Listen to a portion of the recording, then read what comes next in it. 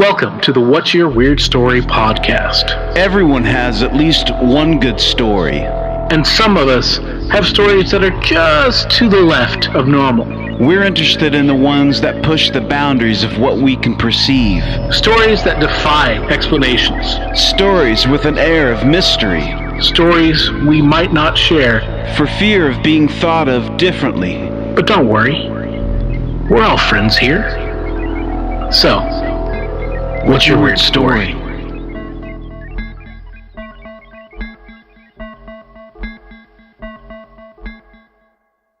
Hello, Weirdsville. Welcome to the What's Your Weird Story podcast.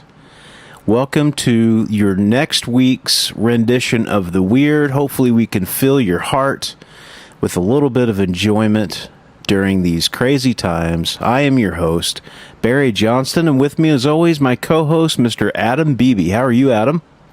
I am hanging in there, and that's about that's good for these days. Yeah, that's all you can ask for real. I think a collective hanging in there right now is a pretty good thing. Yes. It's been a long summer that went really quickly. Yeah. Yeah.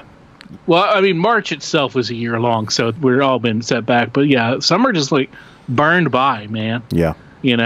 Really. And I thought that we would finally shifted here into fall weather. Last week it was really nice all week, man. Yeah. It was like low 80s, nice. Upper 70s. It was really cool, and I was like, all right, fall, fantastic. Yeah. But all over the weekend, man, somebody left that oven open. Yeah, it got hot again. Yeah, there's some crazy stuff happening down in the Gulf. We got those hurricanes coming, so I think that might have something to do with it. I know that it was nice last week here too, and it kind of did have that fall kind of. We're getting into the cooler time, but then this week it's back to the warm weather. So what are you gonna do, huh? Man, I tell you what, this is, talking about weather, it shows you how we're aging. This is what we talk about in our spare time. But we're distance apart. We don't live in the same neighborhood. Yep. So that's kind of one of those things that we're like, oh, everything's nice over here, or we got snow or whatever. Yeah, and two, with what I do with work, everything revolves around the weather. So it seems like I'm more interested in the weather. I'm living my life a week at a time, trying to see what's going to happen. So yeah, that has a lot to do with it. But speaking of time creeping by, I think we need to address something here. We're coming up on our third anniversary, right? Is that correct? Well, no, we are. That's here. I mean, technically, the 27th was is our anniversary. I'll say that was our when we did our first episode 3 years ago. So 2 years ago. So we're starting. I don't even know anymore. We're starting our third year. That's crazy. That's crazy. That's what we're doing.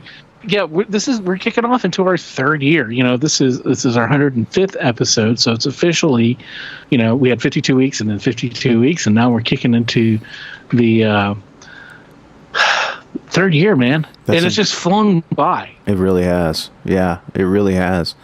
It's been a lot of fun, and I think that's part of it.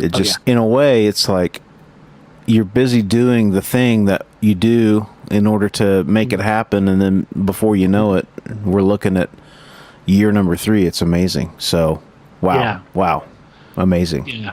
And the one thing about doing this show is there is a lot that goes into it, just like anything that you do in any creative endeavor. But it never feels like work. Right. I mean, occasionally, it's like trying to line things up is like trying to move the planets, but for the most part, it doesn't feel like work. It's like just, something that I look forward to every week, because it gives you and I, it gives us an excuse to hang out and chat and catch up. Yeah. And, and sometimes play therapist for each other. Right. Yeah. That's what it's all about. Yeah. And for our friends and storytellers as well, get to meet them and talk to them. And so, but it's, it's the people out there that listen every week or every other week or binge it whenever you get a chance. Weirdsville, as we call you. It's just crazy. We've grown, and it's been awesome. It has, and again, we're happy just to have folks that want to talk and that want to come on. We've made such great friendships with people. I mean, everyone we've talked to, we've just had a great time, and they've really just added so much to what we do. That's really what's the foundation of this thing is as you, the third person. We enjoy talking, of course, but having someone to bounce ideas off of and have great conversation is really what this thing is all about. And it's kind of taken a life of its own, and it's been fun. It's been a lot of fun. Yeah, I think the show itself has grown over the short time that we've been around, where, we started off, we wanted, this kind of more narrow version of weird. And now it's kind of, and then I guess it got broader and broader, where weird is just weird jobs or weird things or anything outside of the normal. And now we're just kind of at the point, hey, if you got an awesome, epic, funny adventures story, something that's just a good story, we just want to hear it because we love it. Yeah, exactly, and it gives us a chance to step outside of the normal stuff that we talk about. So. Yeah, the more variety, the better, and it's just made the podcast that much better. I think we've gotten better at interviewing and talking to people, and it's just the whole thing. When you first start something like this, you don't know how it's going to go. You don't know, what's going to be the sweet spot, and I think that we've sort of figured it out on the way, and hopefully the episode that we've got coming up is in the same ballpark, and I think you guys are really going to enjoy our next guest. Oh, it's a good one. We've got a great guest. We've got UFOs. We got ghost. One of the creepiest ghost stories we've heard. We've got a donkey lady. Yeah, right. Which is you'll hear. It's yeah. So, without further ado. Let's welcome Liz, who's in Texas, but who used to live in Goldsboro when I did, Goldsboro, North Carolina, and she used to cut my hair and hang out at my comic shop when she didn't have people's hair to cut, because she was just 2 doors down. So, Liz, thank you for joining us. What's your weird story? So I'm going to start out with the UFO story. It's the only one I actually have. All right. I used to run a paranormal group in North Carolina, so I have tons and tons of ghost stories, but I've only ever had one UFO story, so I'm going to start with that. Cool. So when I was about 12, my family and I were really big into motorcycles, and we used to do like Harley runs out to Fredericksburg, Texas, and we'd been out there all day in Fredericksburg with me, my 2 brothers, and my 2 cousins.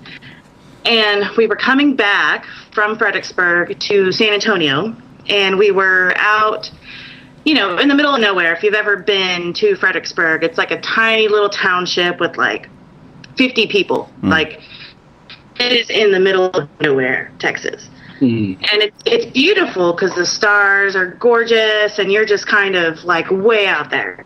Is that each and every night? Do what? Are the stars beautiful each and every night there, deep in the heart of Texas? Sounds like bragging on Texas for a minute there. It is true, though. I mean, there's just no light pollution. There's nobody for miles. It's really, also, Fredericksburg is where Willie Nelson is from. I don't know. Nice. I mean, not Fredericksburg, Luckenbach. Yeah. Oh, yeah. Luckenbach, Texas. Yeah. Waylon and Willie and Willie. That's right. The successful life we're living. It's got to seem like the Hatfield and McCoy. That's right. I can go on, but that was actually, I don't karaoke very much. I've only done it a few times.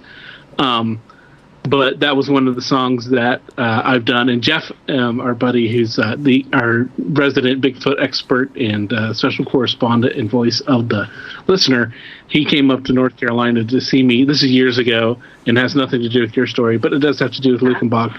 But we went to we went out to bar hopping, and we found ourselves at a karaoke bar, and we sang Luckenbach, Texas, and it was fun. That's a good one. Oh, yeah. If it wasn't for that song, nobody would have a clue where that is. Right. They have no idea. So we had just spent the whole day in Luckenbach, Texas, and we were coming back. I was 12 years old. I don't know what highway it was, just middle of nowhere. And that was back in the early 90s when, kids rode in the back of the truck and it wasn't a big deal, Yep. So, yeah. Yeah, grew up like that, honestly. Yeah, I'm sure my parents had been drinking, doing God knows what. So, we're riding back. And it's, so I was about 12 at the time. My older brother was about 15, and my older cousin was 16. And then I had two younger cousins that were like 8 and 10, and my little brother, I think, was about 8. So we're between like 8 and 16 years old, all in the back of the truck. And if you've ever ridden in the back of the truck, you always fight for the real estate that's like up against the window. Because it makes that wind tunnel. You're not, you're not, if you're at the tailgate, like you're getting blasted. You're not seeing, you're not hearing anything. You're dying because they're probably flying like 100 miles an hour down the freeway. Yeah. Yep. I always liked, if we were going slow, I was like the wheel well hump. You can just sit on that, and, but if you're going fast, then that's not a good place to be. You want up that. Yeah, no, my aunt was driving, and there's no such thing as driving slow with her. It doesn't matter. It doesn't matter if there's kids in the back. So, we're driving along. It's late at night. I mean, I really don't know what time. Middle of the night, late at night. They've, been partying all day kind of deal.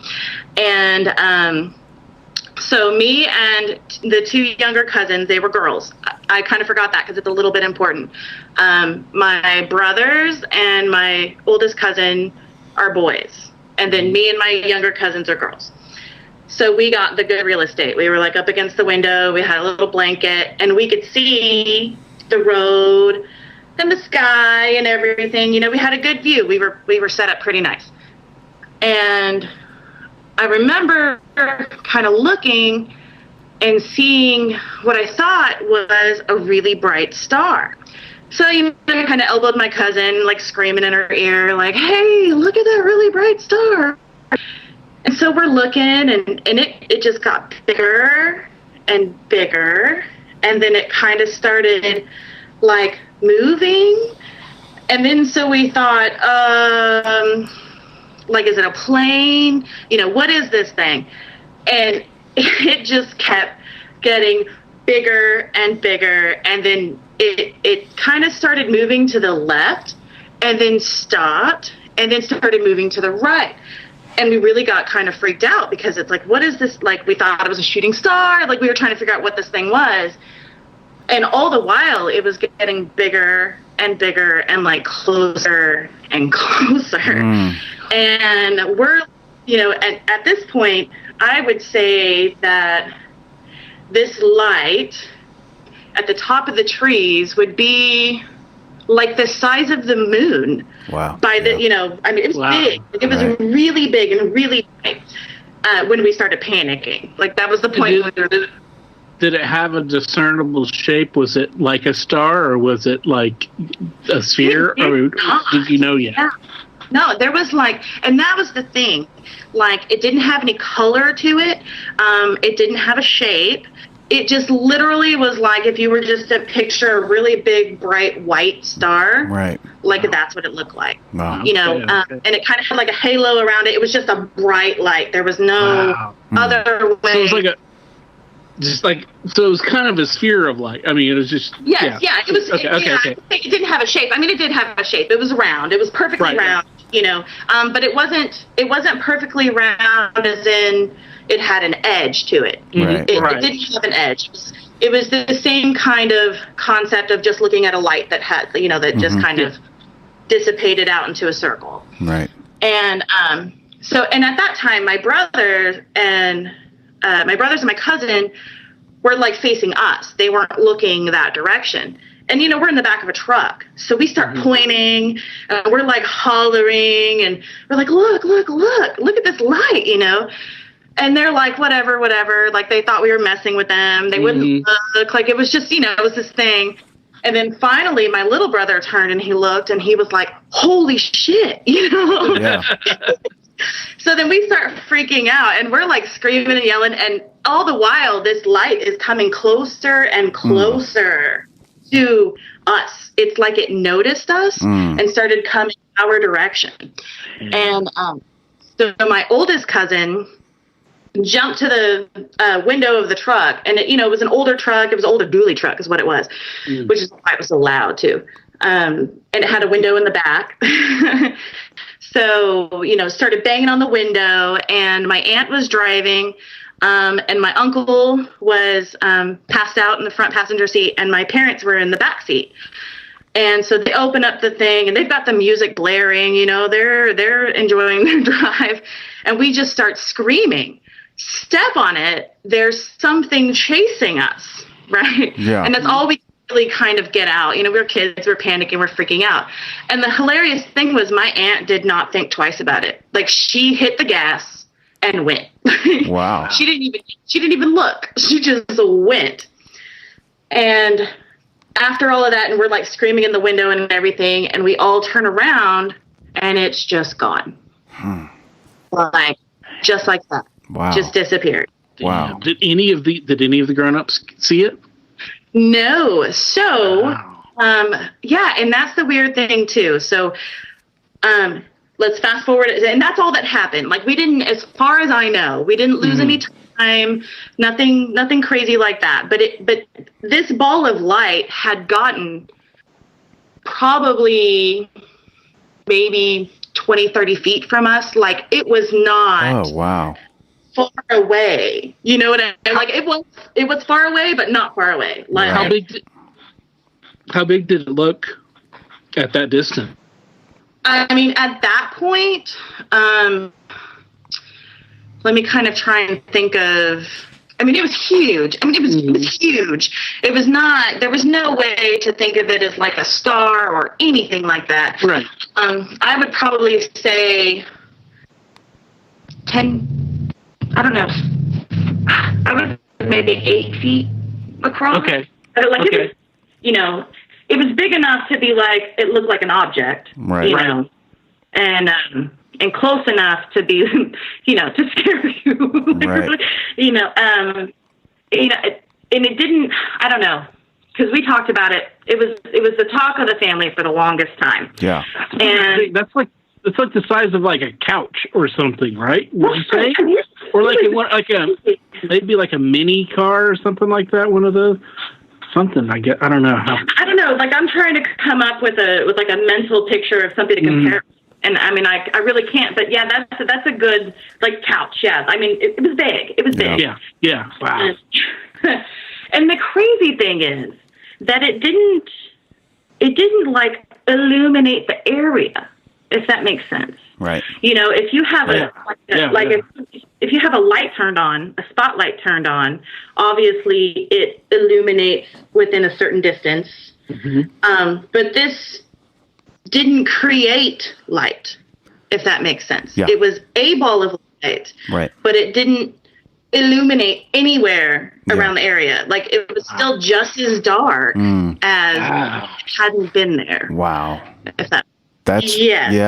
I was going to ask that if it lit up the area that you were around, but interesting, right? Because you would think that the people in the truck would have noticed this insane bright light, right? And which is why I say, like, my aunt never saw it. My uncle was asleep. I'm not gonna lie, they were drunk, they were stoned, God knows what. Sure, right. Yeah. So, and we laughed about it and talked about it for the longest time. I don't know, probably at least for a couple of months after that. Mm-hmm. And it was this big joke about how my aunt just didn't question it. Like, she just did what we said. And she was like, hey, if somebody tells me to step on it, something's chasing us, I'm going. Like, I'm not I'm not going to question it. Right. And slowly over time, it just kind of, we quit talking about it. You know, it lost the excitement. And then my parents ended up splitting up. And so I didn't see my cousins for a very, very, very long time. And probably about 7 years ago, I brought it up to my brothers at like a Thanksgiving dinner. And I don't remember how it came about. We were talking about other things. And I was like, do you remember when we saw the UFO? Because we were thoroughly convinced that it was a UFO after that, you know. Neither one of them remembered. Really? They were like, what are you talking about? And I'm like, you don't remember that? Because I remember that. That was insane. And he's like, no. And my little brother is like, no, we don't know what you're talking about. Not only did they not remember the incident, they don't remember the trip to Luckenbach. Really? Wow. Yes. They're like, we don't remember that. Like, we don't remember going. We don't remember coming back in the back of the truck. Like, none of it. And you know, it made me question it. Like, okay, was I just a kid coming up with a story in my head? Mm-hmm. But I mean, I was 12. I was not, you know, I wasn't 6. I wasn't little kitty. Like, I was old enough to remember that. And so were they, you know. And so it wasn't brought up again for a long time. And just last year, I reconnected with my cousins. And I went for a Christmas dinner. And we started talking about it because it stuck with me. It really stuck with me that my brothers didn't remember this event at all. Mm-hmm. Yeah. So, and we had lost, you know, I went to North Carolina. We were out of touch for years. Yeah. And, so we go there for Christmas. Haven't seen these cousins in forever. And I brought it up because I was like, hey, do you remember that trip? Because we were talking about all the crazy things we did when we were kids. And I was like, remember that trip we took to Luckenbach when we saw the UFO? And both of my girl cousins said, oh my God, yes, I do. And we talked and talked and talked about it, retold the story. Like, we remembered it detail for detail. My boy cousin, the 16-year-old cousin, never remembered it. Wow. That's so weird. Yes. So, you know, we're talking 3 boys and 3 girls. Only the girls remember it. Wow. And you girls, I was going to say you guys, because I'm from the Midwest, so you guys covers every gender on the spectrum. But you girls were the ones who saw it the longest. You had the most contact. That is true. We saw it, and we saw it move and grow bigger and come closer. They saw it towards the end. So I don't know if it just imprinted on us more. Mm-hmm. But, I mean, now my cousin did remember the trip to Luckenbach. You know, he was like, I mean, I remember going, and I remember all of us spending the day there. And my aunt remembered it, too. And she was like, oh, my God, I remember that because y'all were freaking out. And she's like, and I just hit the gas, you know, and she, but she still insisted she never saw anything, you know. Wow. Yeah. And so my dad's passed away, so like he can't corroborate one way or the other. Mm-hmm. And also is my uncle, honestly. So, and my mom wasn't there, so you know I've never actually talked about it with my mom. Wow. Yeah. So you know the whole thing is just it's crazy. Yeah. And it is crazy. And I was going to ask you about, have you been keeping abreast of what's going on in the UFO world at large with the Navy tapes and now the New York Times piece that came out a few days ago? Honestly, I have not. I have kind of stepped away from the paranormal world a little bit. Mm-hmm. Okay. And not because I'm like disinterested, but because I mean I'm a believer. I'm a firm believer. Right. And so I just kind of have hit that point where, to me, new information isn't new information anymore, if that makes sense. Like, right. When someone says, "Oh, did you hear about the aliens here?" I'm like, "Yeah, I'm sure they're there." Yeah.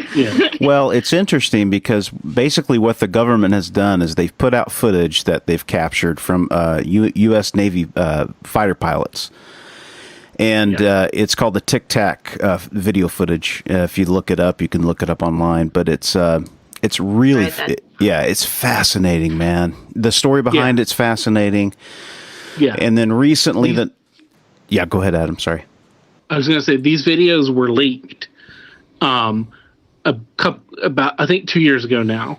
I think maybe at the end of 2017 or early 2018, they were leaked, and they were leaked by most notably by Tom DeLonge from Blink-182 and of his Up of the Stars Academy or whatever it is, I can't remember. Yeah. But he's the one that got these and kind of leaked these, and or at least most associated with it.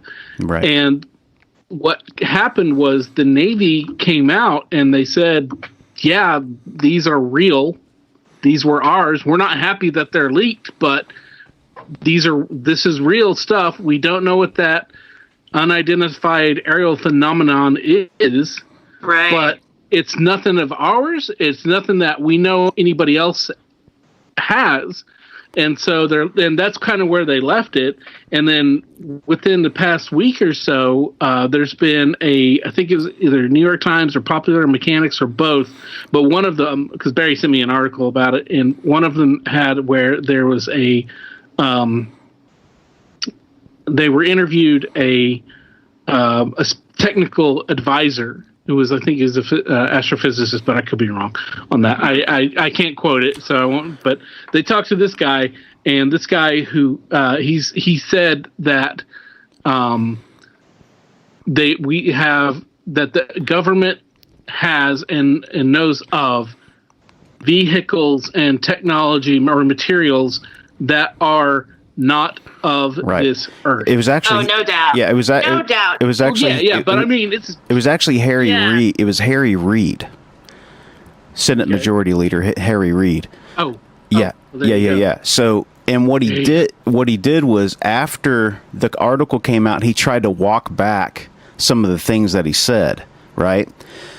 But he didn't deny it. He didn't deny it. Yeah. And so what's interesting also is there's a bill that is up for a vote. I think may have already voted on, but the government is starting or wanting to start a task force for to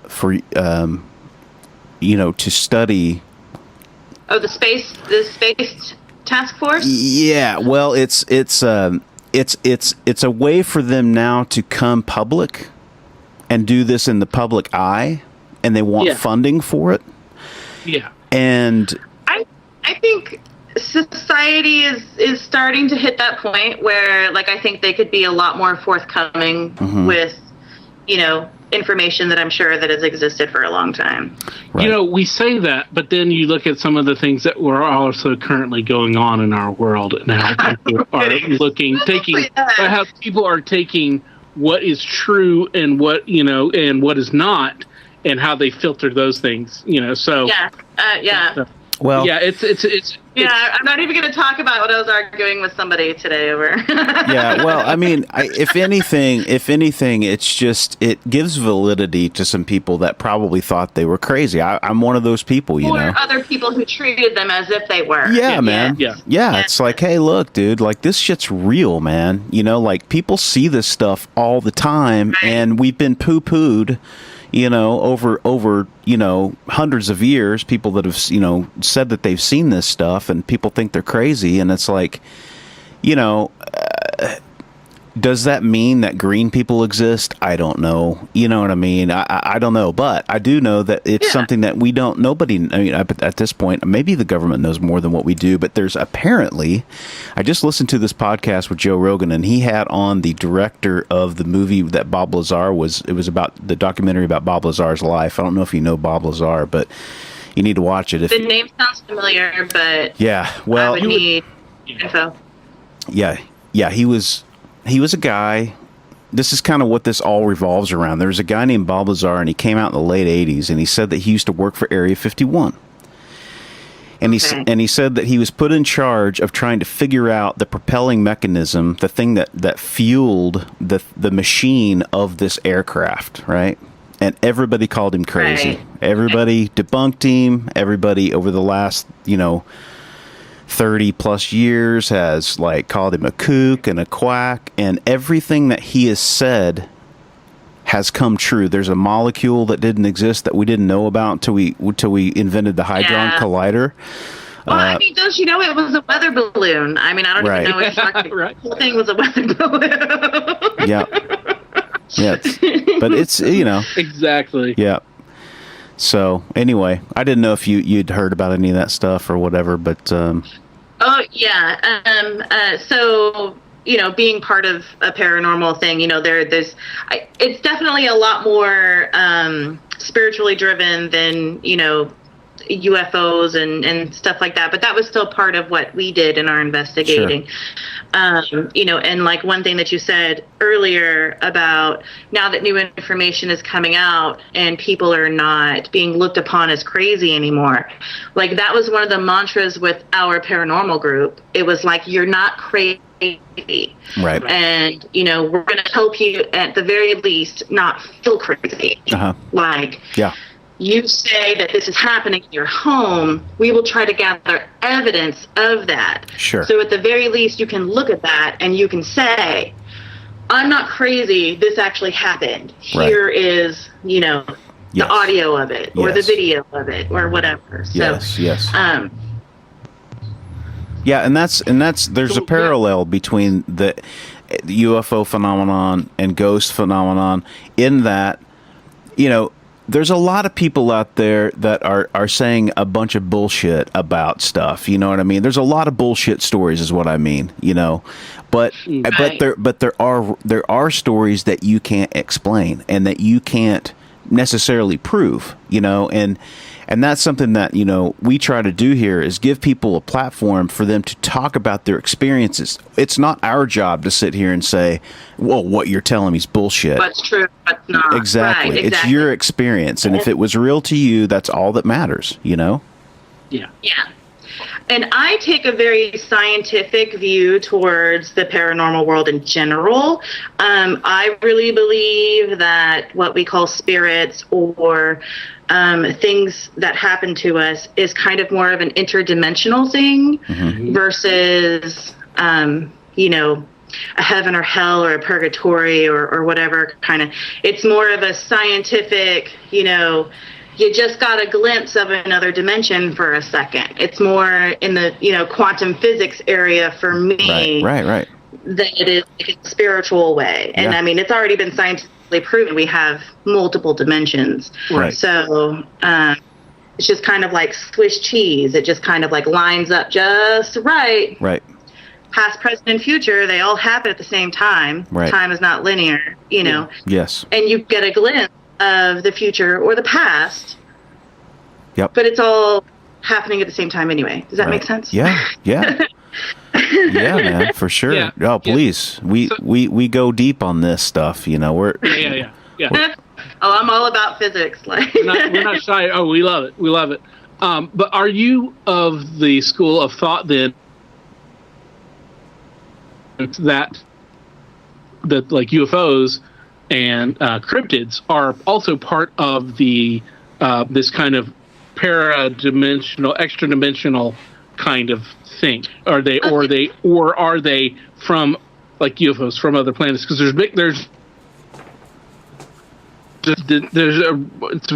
it's more newer field, but like where people think that UFOs are not aliens per se, but other dimensional creatures, and that's how we perceive them now.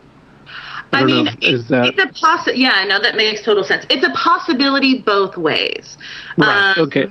If we think about space travel in a scientific sense, one, it's kind of insane that we haven't actually found another planet that can supposedly support life. Like, we found other planets, but we just haven't been there because we can't really get that far. Like your way. Exactly. Like, so, we're not even on bicycles as far as it's kind of technology to get out of the off the planet. Right. When we need the Millennium Falcon literally or something.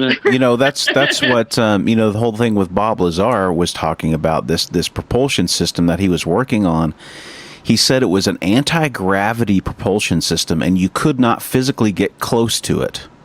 He said once it was turned on, he said once it was turned on, he said it was like if you took two of the same like magnets of the same polar. I was going to say magnetism is like that has to do with That's what he. So anyway, he says that in that lies the secret to how to travel like this, is what he thought. So scientifically speaking, in the same way that you think of time as being linear, we think of travel as being linear, like point A to point B. Right. And what kind of propulsion system do you need to get there? Yeah. Right. An advanced technology would most likely not use propulsion because if you want to think about time, they would be 1 million years old before they got to us. Yes. Mm-hmm. It just doesn't make sense. Right. So it would definitely be interdimensional or some sort of way to bend space. Warping space. Wormhole, something, dark matter. Yeah. It's not a combustible system. Yeah. Exactly. Yes. Right. And it's obviously beyond our comprehension at this point. Yes. I mean, for the layman, who knows what the government's doing? Like, who knows what the super geniuses of the world have figured out? Yeah. No kidding. No kidding. Right. The rest of us don't know that. Right. We can only speculate on podcasts. Right. we can only be pseudoscientists as far as that's concerned. Right. And that's the thing. That's like with physics, like I know enough, like I think I understand enough to get myself in trouble. You know what I mean? Like I don't really understand it, but I try. Somebody who really does understand it, and then all of a sudden you're like, okay, now you're past me. Now I don't know what we're talking about. No shit. Yeah, you start bringing numbers in, and then you lost me. Give me concepts. I'm kind of okay with. Right. Give me diagrams. I'm better with that. Yeah.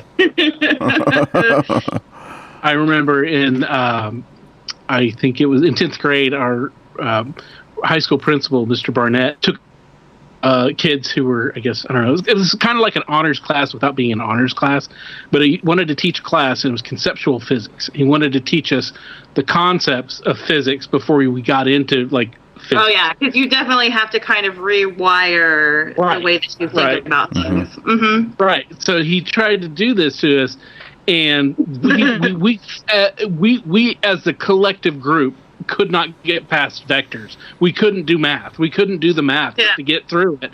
And it was one day, we all hated this class. We didn't hate it, but it was just like fruitless for us. We couldn't learn anything. They're like, I want to be smart in the smart people's class, but I'm not smart enough. It's like, and how to do and Mr. B, and he's like trying desperately how to teach us, and although, and of course being principal, he was only there half the time because he had to go and take care of, whatever else his principal duties, because we didn't have a vice principal at that point. But one day in class, our buddy Jeff, once again, he just stood up in the middle class out of the blue, and he's like, does anybody even really like this class? And of course we all busted up laughing, and Mr. Barnett stared at like daggers at him, and like, this class makes me feel stupid. Exactly. That's basically what we were all doing. And Jeff just crumpled back into his chair, was just like, oh shit, I didn't say that out loud, did I really? But yeah, it was great. So concepts, I grasped some of the ideas, but like once trying to apply the maths, trying to put numbers into it, formulas and stuff like that. That was just another side story that I had to share. Hey, that's okay. Yeah, no, I mean, I'm not good with the math either. I'm really good with the theory. Like, I understand the basics, and I can definitely wrap my brain around, certain theories and ideas, and but yeah, tell me to sit down and tell you how how to figure that out. I mean, I don't know. I didn't figure it out. I'm just copying what other people are saying. Right. Right. I can't even tell you how to figure it out when I've been told how to tell you to figure it out. Right. Yeah. Yeah.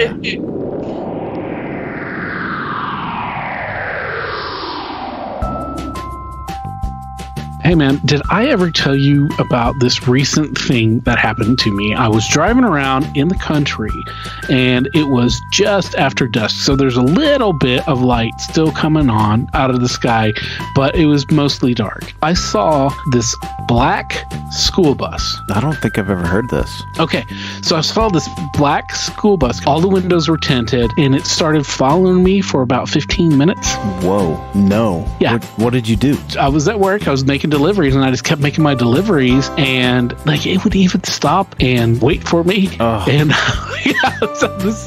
but it was never close enough to where I could see it or anything, but it was following me, man. Wow. Dang. That's just an example of another really weird story that happened to me and that could have happened to you. You don't have to have a UFO encounter. You don't have to have seen the ghost of your grandmother. You don't have to know what Bigfoot smells like to have had a weird story. Basically, what we're saying is weird covers a lot of ground here on the What's Your Weird Story podcast. And we love hearing all of your stories, whether they're spooky, they're funny, they're bizarre, or they're just short, sweet, and unexplained. Kind of like our podcast. So I'm going to tell you my very first ghost story. This is what got me into the paranormal. And actually, it happened when I was a child. But it stuck with me forever. And as I got older, I've had a lot of experiences. In fact, I had more paranormal experiences before I became a paranormal investigator than after. Okay. So the more I tried to find it, the less I saw, which is really weird, but it is what it is. So I was about 8 years old, and at the time I was 7, 8. I was living with my grandparents and my biological father, and we lived in a very old house that was built by my great-great-grandparents. 100-year-old house, downtown San Antonio, like big. So it used to be a big, beautiful historical home. And then they chopped it up into 4 apartments, like they do all the big, beautiful homes, downtown. So, so my grandparents and me and my 2 brothers lived in one apartment upstairs, and then my dad lived in another apartment on the other side upstairs. It was chopped up into 4 apartments. And then the downstairs, one of the apartments was rented out and the other one was empty. And because it was chopped up into 4 apartments, I had to share a room with my brothers. And I hated it. Like, I really hated it.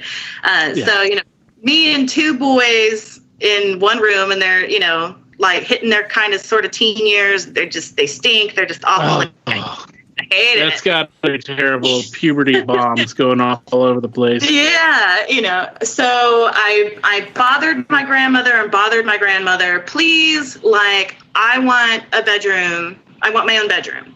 She's like, the only way I can give you your own bedroom is if you move downstairs.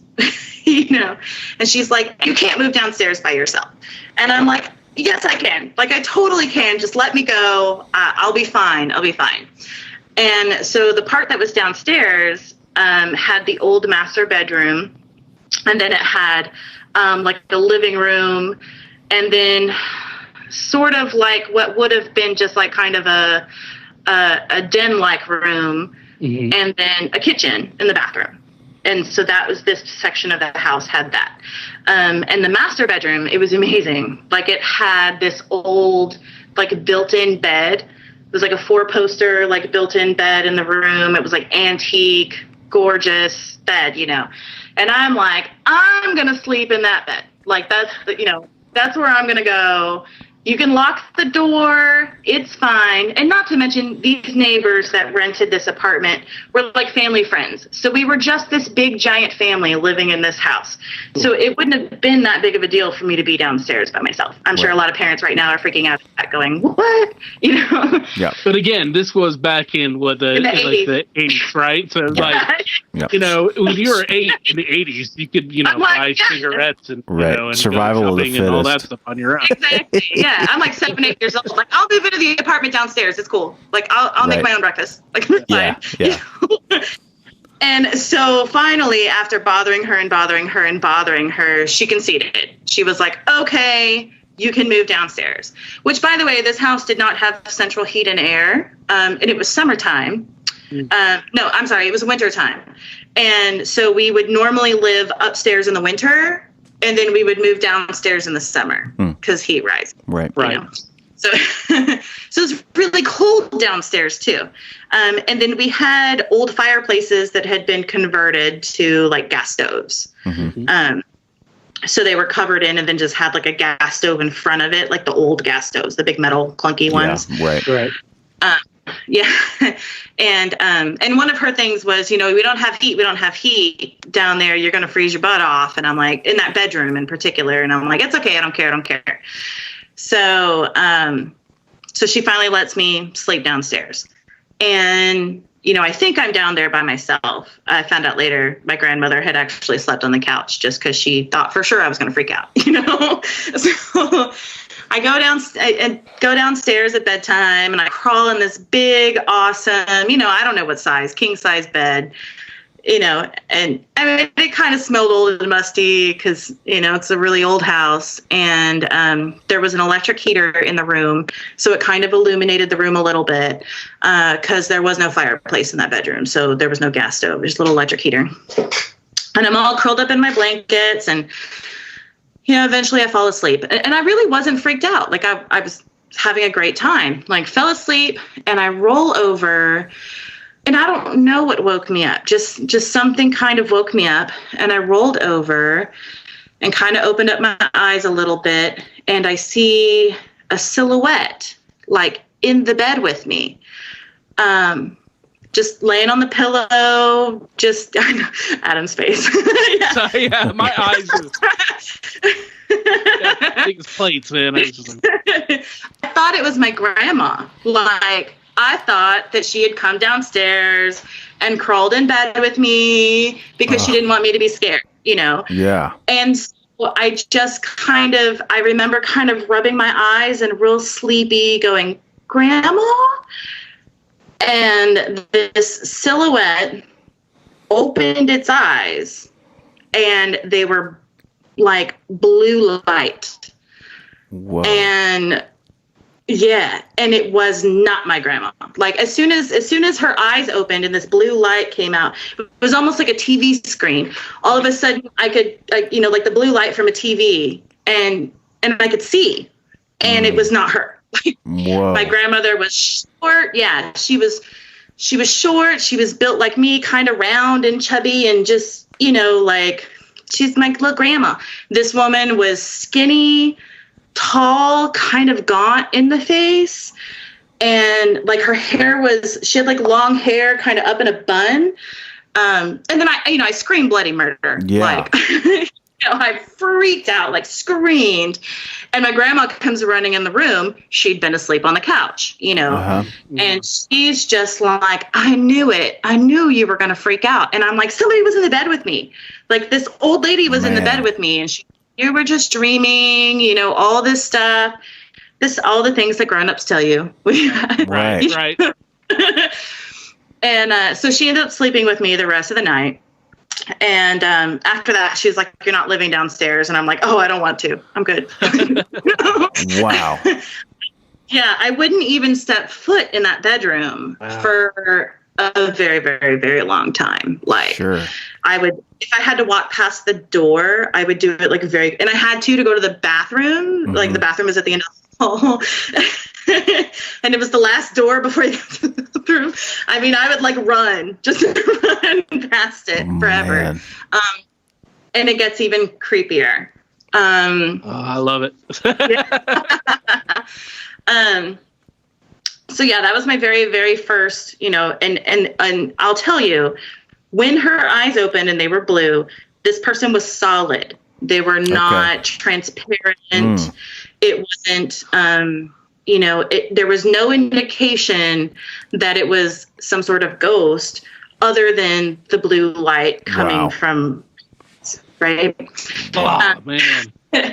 So she had features. Like, I really could make out, like, what this woman looked like. Yeah. Fast forward, I don't know how much longer later, we're going through old photo albums. And it is a picture of my great-great-grandmother. Whoa. Yes. And she's showing me this picture, and I'm like, oh, my God, that's the lady that was in my bed. Like, that was in my bed. And I remember the look on my grandmother's face, like when she looked at me, and that was when she believed me. You know what I mean? Because I'd never seen a picture of this woman before. Like, I had no idea. And she was just showing me pictures of what the house looked like when it was in its glory. And they were having like a ball. So it was this long, tall, thin woman. She's older. It was a picture when she was older, and she was in like an evening gown. She even had her hair up in like the bun thing that I saw. Yes. Damn, man. Yeah. It was so freaky. Wow. And now so it was, I was just trying to wrap my head all around it. So just to back up and and go through this again to process it, because sometimes I have to say it out loud for me to get. So you're just in bed, you're dreaming of My Little Pony or something like that, strawberry shortcake, and then you feel. Did you feel somebody get in bed with you, or did you feel that it was all of a sudden there was a presence? Like, I don't really remember. I remember rolling over. Okay. Like, I rolled over and something woke me up while I was rolling over. I don't know if it was me rolling over or I heard something or what brought me into the waking world, but I just remember rolling over. Okay. And so then you just kind of groggily open your eyes and you see just a silhouette. So like almost like a shadow person, maybe, right? Right, because there was an electric heater. Yeah, there was an electric heater in the room, so it kind of created like this little red light. So I could see the dark outline of this person. That's next to you. And how close on the bed were they to you? Oh, like, as close as a person laying on the next pillow. Like face to face. Wow. Like, yes, face to face. Touching. Literally, right next to me. Okay, so then she opens her. When she opened her eyes, that's when the light started coming out, and you could see her face. I could see everything. Did she what kind of expression do you know? Do you remember what kind of expression she had? It was almost like she didn't even know I was there. Wow, that's creepy. There wasn't like a scary look on her face. It wasn't a smile. It was very neutral. Like, yeah, there was really no expression other than like a person who could have just been laying there and then just opened their eyes. Like, and it didn't interact with me in any way. So, I don't know. I don't know if it was like a residual thing. Right. Where she was just sleeping in her bed. Like she did 100 years ago.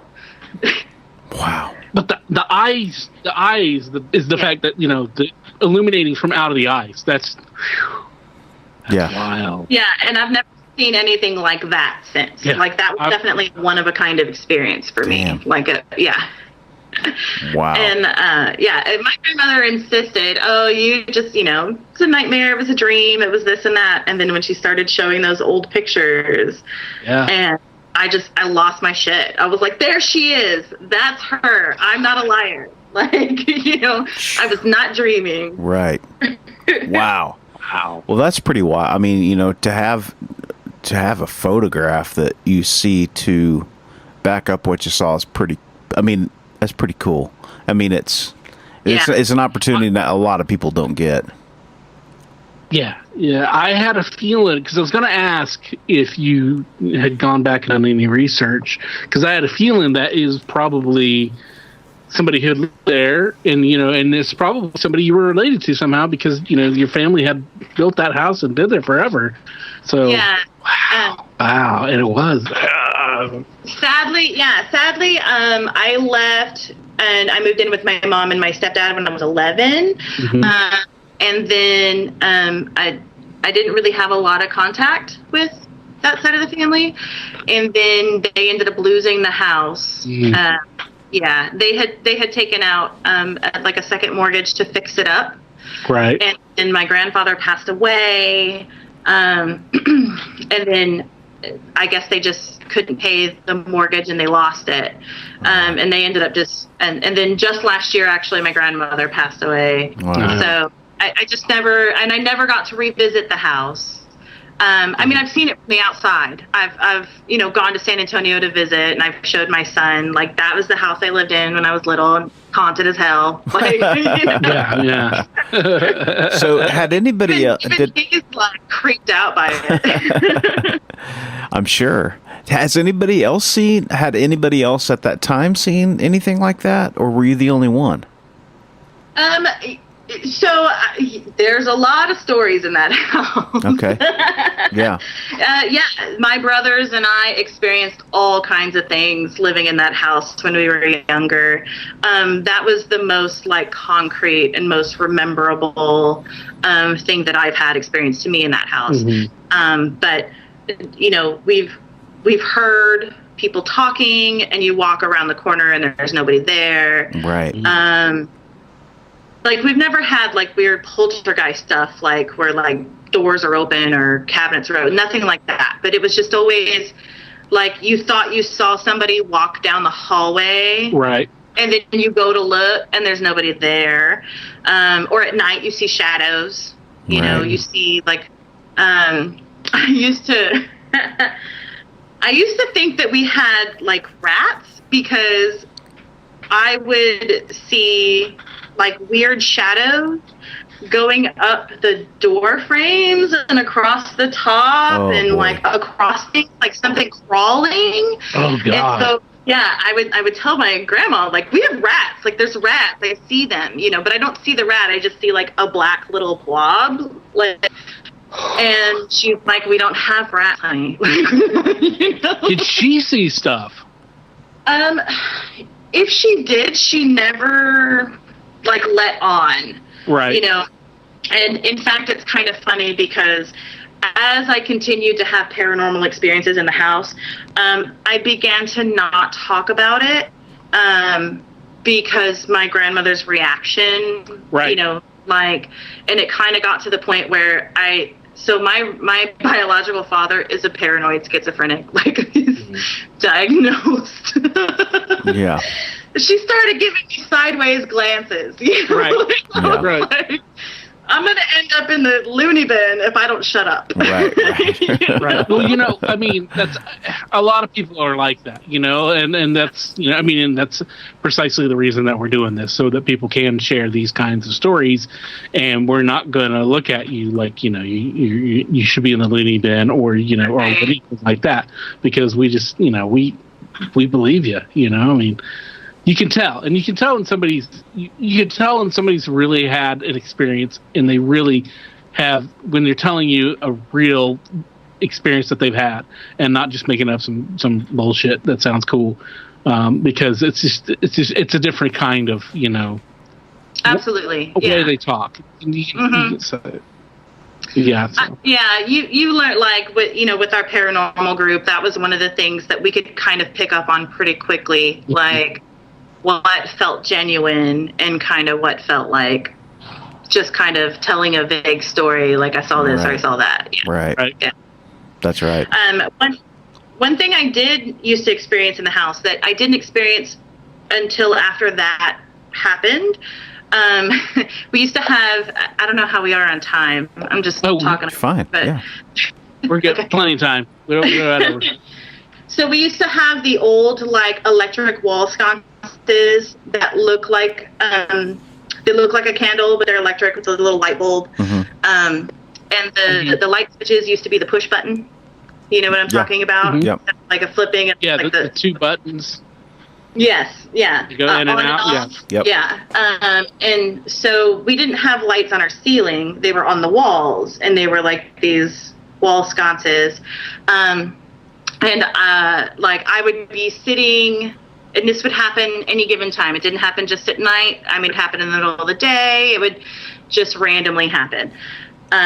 So we would always sit on the floor when we watched TV. We only had like one couch, and the grown-ups got the good real estate. So, you know, stuck on the floor. And I would be sitting on the floor, and I would be watching TV, and something would catch my eye. And like I would look over, and the light bulb on the wall sconce, and it was in the shape of a flame, but it wasn't a flickering light bulb. It was just a regular light bulb, but it was in the shape of a flame. It would start flickering. And so I would watch it because I would think this is going to be the time it explodes because it's an old house. You know, it's like, this will be the thing that burns the house down. You know? And like it would start flickering, and then it would flicker more and more, and then it would stop, and then it would get brighter, and then it would turn into like this ball of light that would be like maybe the size of a tennis ball, and then it would shoot across the room and like go into another wall, and then like that would be it. Oh shit. Yeah, and it would like, and I would look around the room and look at everybody else like, did anybody see that? Whoa. And no one would react to it. Like no one would react. And like I brought it up to my big brother, and he was like, I don't know what you're talking about. You're crazy. I've never seen that. And I'm like, I see it all the time. Like, I would say, like, I couldn't even count how many times I saw it. Like it would just, but it would be random. I would see it and then not see it for like the longest time. And then it would just happen. And then it would happen for like 3 or 4 days straight. And then it wouldn't happen for a long time. Like it was creepy, that whole house. Well, we have proof that it's possible to live in a house and not notice the haunting. And Adam is famously has been explaining his situation of he lived in a haunted apartment and never saw, felt, heard anything weird, you know. Yeah. And then we had on. And then other people did. Yeah, other people lived there before and after and had the same experience. And there, Adam's like, I'm just I'm ghost blind. I can't see it. You know. Yeah. It's a possibility. Like, sometimes I don't even think it has to do with being a believer or a non-believer. Mm-hmm. Yeah, right. I've just, like we said, like this girl, Emily, you can go and listen to her episode. It's really one of our early ones, Cuckoo Banana Pants. And she talks about how she lived in this apartment in Greenville, North Carolina, and it just freaked her out so much. All these things that were happening that she left. She got out of her contract lease and left and bolted. And I moved in after her, and nothing. Didn't notice anything. And then the girl who lived in the front part, because it was an old house that had been broken up in apartments. But the girl who lived in the front portion, Rosa, we also got her back on to tell her stuff, and her place was even more haunted. But she didn't get as freaked out with it because she'd seen stuff all her life. You know, yeah, I could totally live in a haunted house. I'd be fine with it. I could too, because I wouldn't have, apparently. He wouldn't know. He wouldn't know, right? I think you can be kind of closed off to it. I think you can. Of course. You know, I think it's sort of like a receptor thing, you know.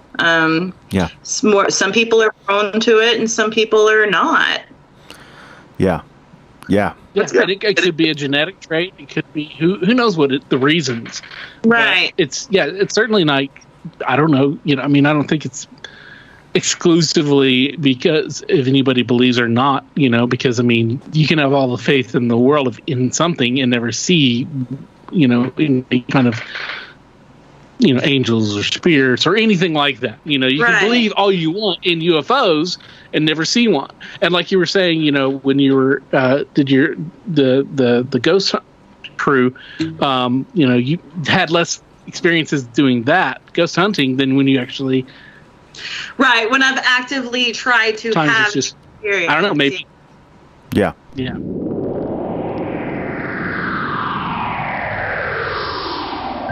Hey, that's a nice t-shirt you got on there. Oh, thanks, dude. It's brand new. Do you like that? It's one of the official What's Your Weird Story t-shirts. Where'd you get that? It's funny that you ask. I just got it off the brand new Spreadshirt.com site for the What's Your Weird Story podcast. There's no www. You just go straight to shop.spreadshirt.com/what's without the apostrophe WHATS hyphen YER WEIRD-STORY, and that'll take you right there. I mean, you can never own enough clothing. Well, it's true, Barry. There's t-shirts for the ladies because they're cut differently. There's hoodies, which are really cool. There's 2 different kinds of hoodies, and there's also tote bags, so you can tote your stuff. That's so cool, man. So if you guys go out to spreadshirt.com, What's Your Weird Story, currently there are 2 designs, but there will be more going up very soon. So just keep your eyes out for that. And if you decide to get one of our shirts, tag yourself on Instagram to ours or Facebook. Show your love. Show us what you got. Let's see your true colors.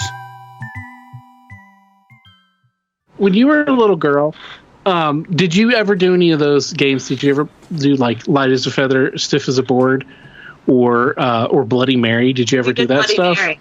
Yeah, we absolutely did Bloody Mary. We also had the Donkey Lady. Have you ever heard of the Donkey Lady? No. I've heard of a different, I think you're talking about. I think Barry and I are the Donkey Show. I've heard the Donkey Show. Lady, What kind of show you're doing? Hey. One of our guests told us a story about a donkey lady off air, and it was something else. That was a weird story. That wasn't a ghost story. So our scary donkey lady story is this woman who had a child who, wait, let me see if I can remember this right, because now I can't remember if she was half donkey or if the child was half donkey. Okay. I think maybe she was half donkey, and then she had a boy child that died. And so she was just heartbroken over her child dying. So she would go around and steal children. That was her thing. Okay. And take them back to her donkey lady house. I don't know. And try to raise children. And all I remember is doing this thing where we had to put our hands around our eyes and be face to face with each other. And so you're just staring into each other's eyes, and you're cupped so you're in the dark. And then we would say some sort of, I think you just had to say the donkey lady 3 times, and then she would come and get you. I don't know. I just Googled donkey lady, and with safe filters on, and it comes up. The first thing that comes up with is it's a donkey lady San Antonio, and there's a donkey lady bridge. Huh. Yes, there is. So I grew up in downtown San Antonio. Yeah, so that was our thing. You're right, it was a bridge. Yeah, and then there's the donkey lady, a San Antonio legend, now haunts the phone or something. I don't know where the rest of it cut off there, but yeah. So apparently that's a local, local legend there. Have you heard about the children in the school bus that will push your cars over the train tracks? No. I've heard different places. I've heard variations on that, but there's one I've heard that was in California, but I don't know if there's one in Texas.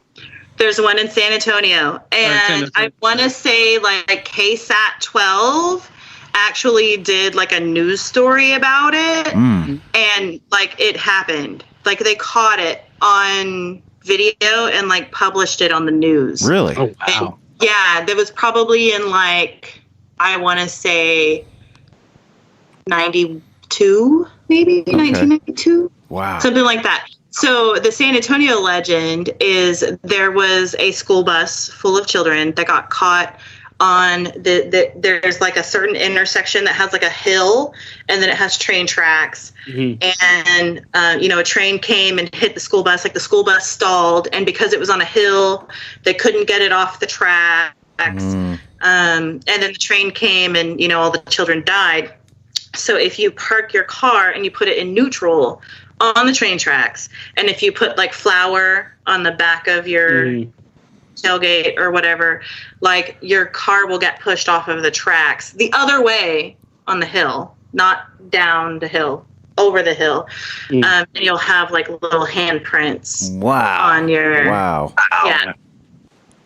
I remember watching the news story. We had antenna TV, like we didn't cable or nothing. Yeah.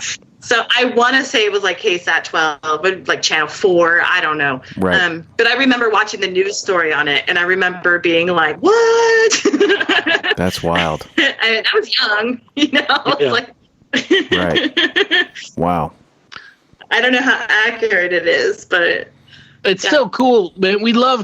That's another thing that we love hearing about. We love hearing about urban legends and local folklore and stuff like that. So people, if people out there listening now, you can, come on and share those kinds of stories too. We love that stuff. But ours, we didn't have any specific story that I can remember about our hometown. Can you, Barry? Is there anything that we had that was like that? Well, you remember, didn't we have like the blue light at the cemetery or some shit like that? I guess, yeah, there were lights in the cemetery, but that was not one that that wasn't a real well known. Yeah, it wasn't a big thing. Yeah. I guess you're right. It wouldn't really. It seems like there's lights in all the cemeteries. Mm-hmm. Yeah. Right. Exactly.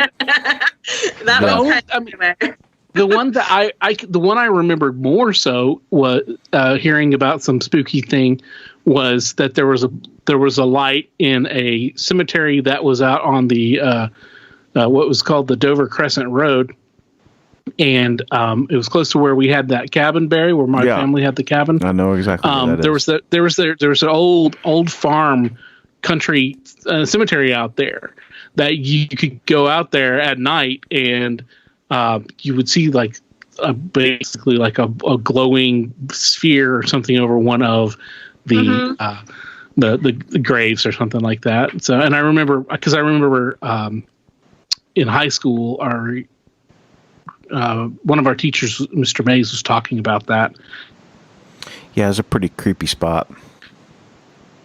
It's a creepy spot, and he said he thinks it was probably just car lights reflecting off of a grave, but at the same time, but at the same time, he's a science teacher, and he wants that. He wants to make sure that he has and gives us a plausible, logical answer over, just don't accept just because you've been told. Did you ever go check it out? Like, oh hell no! Oh hell no! I didn't do any of that. Like that's the beginning of all horror movies. But you remember? Look, I remember one Halloween. You asked me to go to like a haunted hayride trail thing, and I was like, nope, no thanks. I'm good. I don't need to go there. I'm not going to see any ghosts or anything, but I also don't want people jumping out at me. Yeah. With, bloody mask and all that shit. No, I'm good. I can avoid scaring for fun. It's not my thing. Yeah. Oh, I love it. In fact, it's like a big deal to scare me. Like I don't get scared anymore. Like I've seen so many scary things that the closest to scaring me you'll get is like quietly walking up behind me and I don't know you're there, and I'll turn around and be like, really? That's good. That's good to know. So, I mean, it's comforting. Yeah. So back to the Bloody Mary, because that's one of my favorite things. What happened? Did anything happen when you did that? First of all, what was your ritual? How did you go about, the summit? Our Bloody Mary thing was you had to go into the bathroom. You had to lock the door. You had to turn the light off and be in the complete dark. Like you had to close the windows, shades, like total darkness. You had to flush the toilet 3 times. Really? Yes. And then you had to say Bloody Mary in the mirror 3 times. Yeah. Huh. And you weren't yeah. That's what I love about this legend is that you can go to a different town, you can go to different neighborhoods. Everybody had a slightly different variation. I've never heard the flushing the toilet, but you have to do everything has to be done in 3s. 3 times, right? Because everybody knows. The slightest thing about any kind of magic or anything like that. The power of 3. 3 is how you do it. It's the power of 3. I mean. In everything in humanity, it's the power of 3. It's where it Trinity. is. So, yeah. So ours was really simple. It's like you go there, you're in the bathroom, you turn off all the lights, pitch black. You look at the mirror and you say, Bloody Mary, Bloody Mary, Bloody Mary, and then you turn around 3 times. I think, or did you turn around 3 times? I think, and then say it. Barry. I think you turn around as you're saying it. I think. Okay, that's the way I recall it, but I could be wrong. Yeah, well, actually, I never evoked. I never tried it. I never could do it. I get in there and I turn it off and I get all the lights out, and that was it for me. I didn't need to go any further. Yeah, I was too scared because I had too much of an imagination as a little kid to even. Well, we didn't turn around. You had to keep eye contact with the mirror. Oh, okay. Like you had to. Like you cannot look away. Okay. And so growing up with 2 brothers, I always had to prove my toughness. Right. Right. And I had to be the badass. And I mean, I did it a lot of times. And they would always accuse me of cheating somehow. Like they would say I looked away, or I didn't close the shutters or the curtains or whatever. But I did it multiple times and nothing ever happened. Yeah. I was like, I'm not scared. Watch this. Yeah. That's awesome. But I will tell you, it is just generally creepy staring into a mirror in the park. No shit. At your own reflection. Yeah. Well, there's a psychological thing that happens that if you stare at yourself into a mirror for long enough, you will see your face change. You will appear to be another person. Your brain just kind of does that.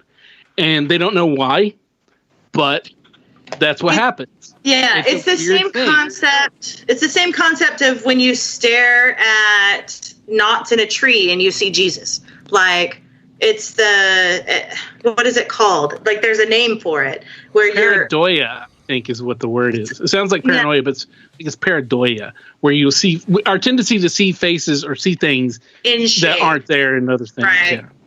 And because you're staring in a mirror, particularly if you're in the dark, like the shadows and the lights change constantly.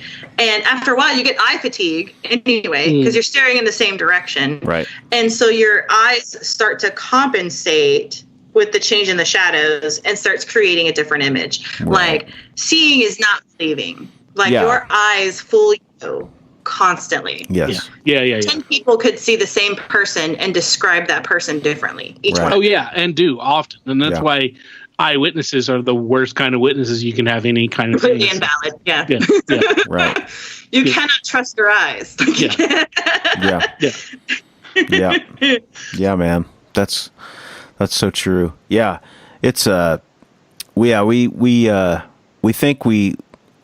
think that if we're in a situation that we could, if it were a life and death situation, that you'd be able to, know if someone is, oh, that's the guy, or, but man, things happen so quickly and your brain's processing so many things at once that, and, if you add a little bit of adrenaline in there, now you got just recipe for disaster. And, that's why so many people have been convicted of doing things that they never did, Sadly. Well, also, you can convince yourself that you saw something. Oh, yeah. You can convince yourself. So that's why, like you said, Barry, that's why so many people have been wrongly convicted in the past. Yeah. Yeah, and the same thing goes for paranormal experiences. Like the memory I have. Is it real? Is it not real? Right. I don't know. In my mind, it's real. What I saw. Yeah, memory's slippery. Memory's a real slippery thing. I'll have a memory of something and think that I was the one in the middle of something, and somebody would be like, "Dude, you weren't even there." And it's like, "Wait a minute. Have I told this so many times?" Yeah, man. It's like I put myself there somehow. It's weird. Yep. It's weird, man.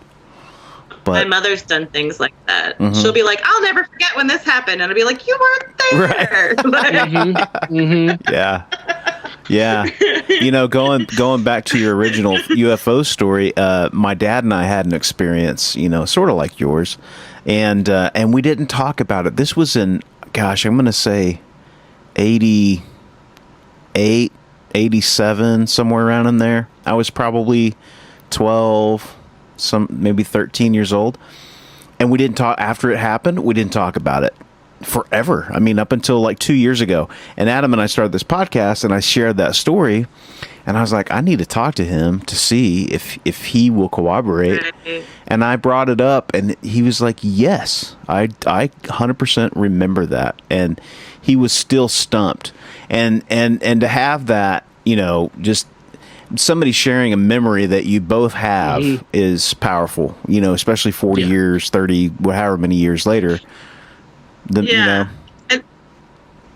And I agree. Like, you know, I went through that with my UFO thing. It's like when I brought it up to my brothers and they were like, you're nuts. Like, what are you talking about? That never happened. Yep.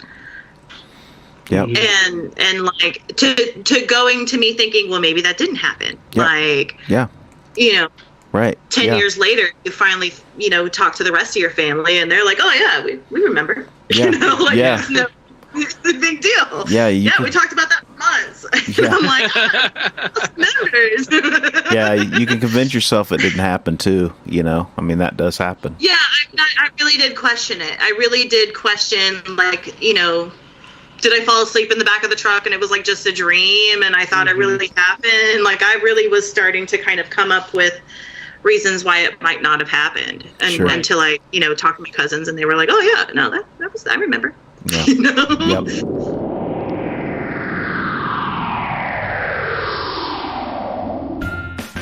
Say, Barry. Yeah. What's the weirdest job you've ever had? That's a good question. It would either have to be the time that I worked at a cattle feedlot or the time that I worked for a Greek painter. Were you his model? Not quite. Well, you know, it's funny because one of my weirdest jobs was being a model in art school, but it was portraits, not full body nude. The reason I'm asking is because those jobs may be kind of normal, but we know people are out there that have weirder jobs than that. Maybe you're a mortician. Maybe you're a scientist trying to bring back the dinosaurs or the woolly mammoth. That'd be cool. That would be really cool. If you guys out there have weird jobs, unusual jobs, crime scene photographer, maybe you worked at an adult educational film set, if you know what I mean. Wink, wink. Just something that's unusual, out of the ordinary, and, you know, a little bit weird. Hey, those are cool stories too. We'd love to hear those. So give us a call or an email or whatever. You know how to get a hold of us. Be part of the community of Weirdsville.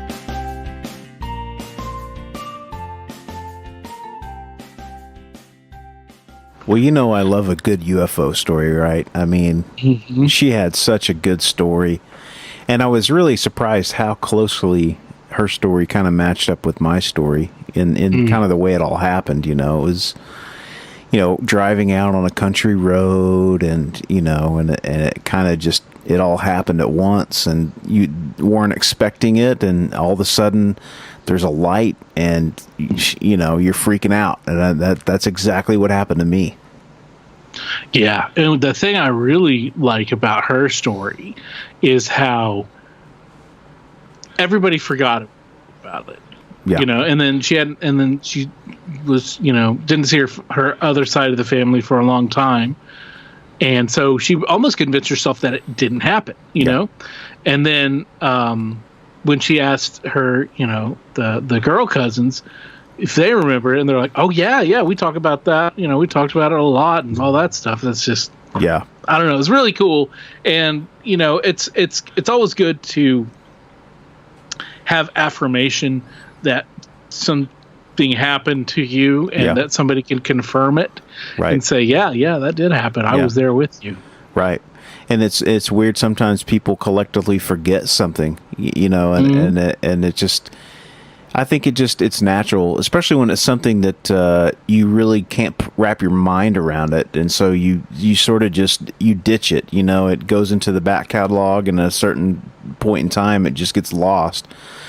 And that's normal. I mean, you know, and it's something that I think that we all can relate to. But having other people that can also say, "Hey, wait a minute, no, we saw what we saw," and it's cool. It's a cool story, and a story that will continue to, I think, you know, grow in popularity as we know what's going on here with all the other stuff. So. Great stuff, man. And then the ghost story, of course, of her, you know, waking up in bed to a woman that she did not know. Was freaky, man. Freaky. Now, Barry, has that ever happened to you? Well, in my younger days. Let's say in my younger days. Before I was married. Let's just say that. Before I was... I was going to say you can answer that off air. No. But no, well, did it ever turn out to be your great-great-grandmother? No, thank God no. Thank God no. That would be a problem. Oh, man. But yeah, I mean, how freaky is that? That she got confirmation by looking through a photo album and saw that it was her, you know, great-grandmother, right? Great-grandmother? Yeah, great-great. Great-great? Golly, Is man. it great or great-great? I should have, you know, it'd be great if we took notes. Right. But still. That's amazing. Yeah. Yeah, dude. Whew. And freaky too, dude, because, like, you know, not only is you turn over and you're a little kid. Yeah. You turn over, you see an adult. Yeah. And then that adult opens up their eyes, and then just blue light starts shooting out. I would have not just screamed. I might have had a nighttime uncontrollable bowel movement. Oh yeah. There Man. The bed as well. Definitely. Yeah. The fact that she was so just like, oh, it was a person that was there. Like it you know, she was pretty adamant that had happened. I mean, and then to be able to see a picture of the person must have been, at that moment for her, just a mind-blowing experience. Well, and also to her grandmother, who, like, you know, who showed the picture and then believed her after that. Right. Because incredible. Yeah, and all the little weird things that happened there at the house. And just, you know, and also, you know, the car, you know, on the train tracks. Yep. With the little, you know, the ghost children or whatever pushing it. Yep. And that's just, I love those urban legends kind of stories, man. Yep. I love to hear those kind of stuff. If you've got regional stories or urban legends or anything like that, you know, we'd love to hear about those too. You can write them and email it to us at What's Your Weird Email, or you can send it to our social media, you know, the Instagram or the Twitter or the Facebook page. Send those in if you want, or, you know, you can come on the show and talk about it. We love hearing that kind of stuff. Absolutely. But, like, because, like, I'd never heard of it. Yeah. I mean, I'd never heard of the donkey lady. Right. Not that donkey lady. I know. Yeah. You know? Yeah, we've heard of a different donkey lady, but... we have heard people talk about donkey ladies.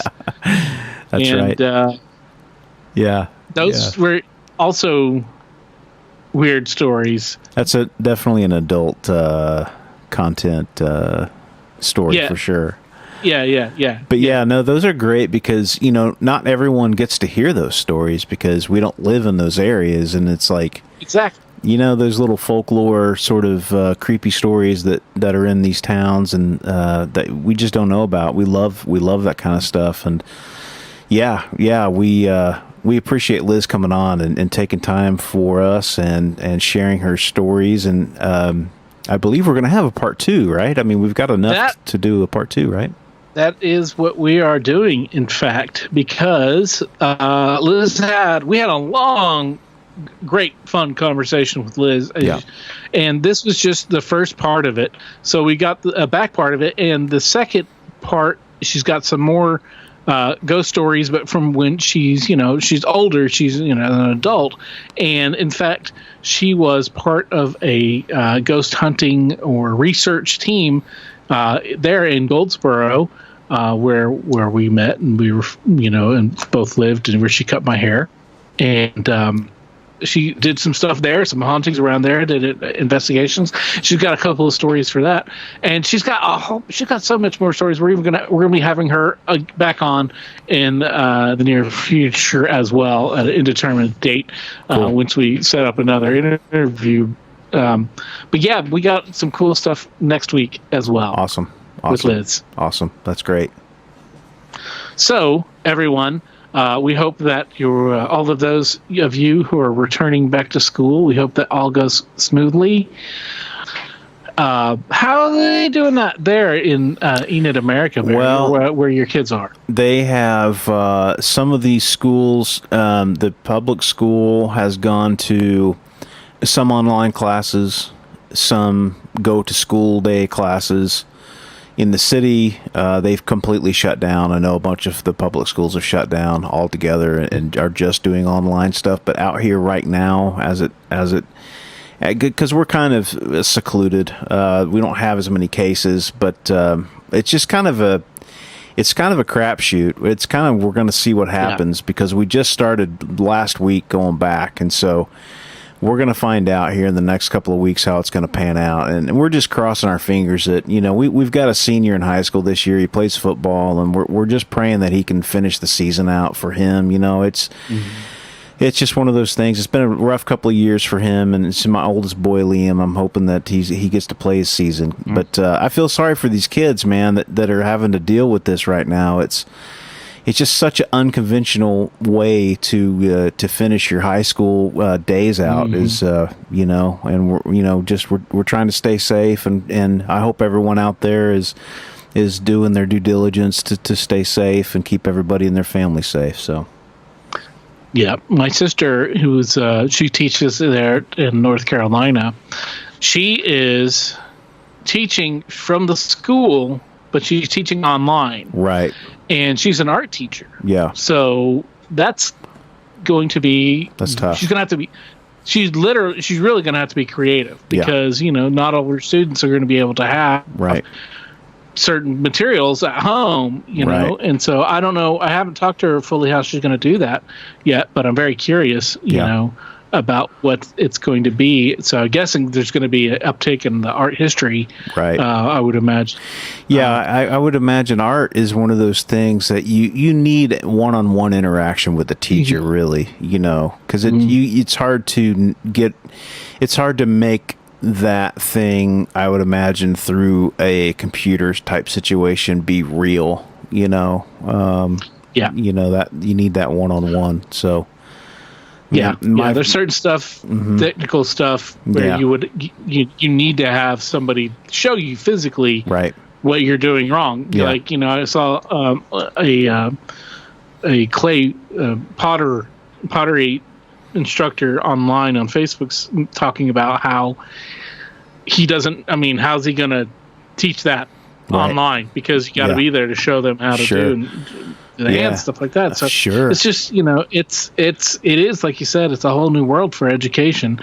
My sister's boys, they're doing a mix. I think they're doing 2 days in school for a short time, and then 3 days online. And until basically until somebody shows up with COVID, and then that's it's going to be just like it's like a lot of universities have gone where a lot of universities said, okay, we're going to do some online and some in the classroom, and then didn't even get through the first week, and they're like, everybody's going to classroom because some are going online because somebody had it, or so But so anyway, just keep your head up, and keep pushing forward. Hopefully at a certain point we'll get through it, but that's that's the way it is right now. Yeah, we'll persevere, man. That's what we do, as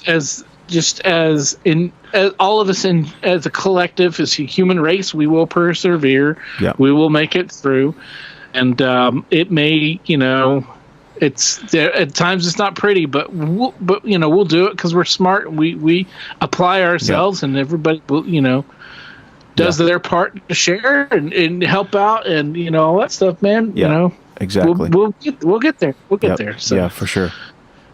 So anyway, in the meantime, let's all have a great, fun, safe week, and have a weird week, but in the best way possible. And while you're doing that, be safe. And be weird. As always, if you have a weird story, we want to hear it. If you have a lot of them, we want to hear them all. We can't do this podcast without your invaluable contributions. Whether it's sharing your stories, listening, rating, and spreading the word about the podcast. Thanks for listening. Until next time, be safe. Be weird.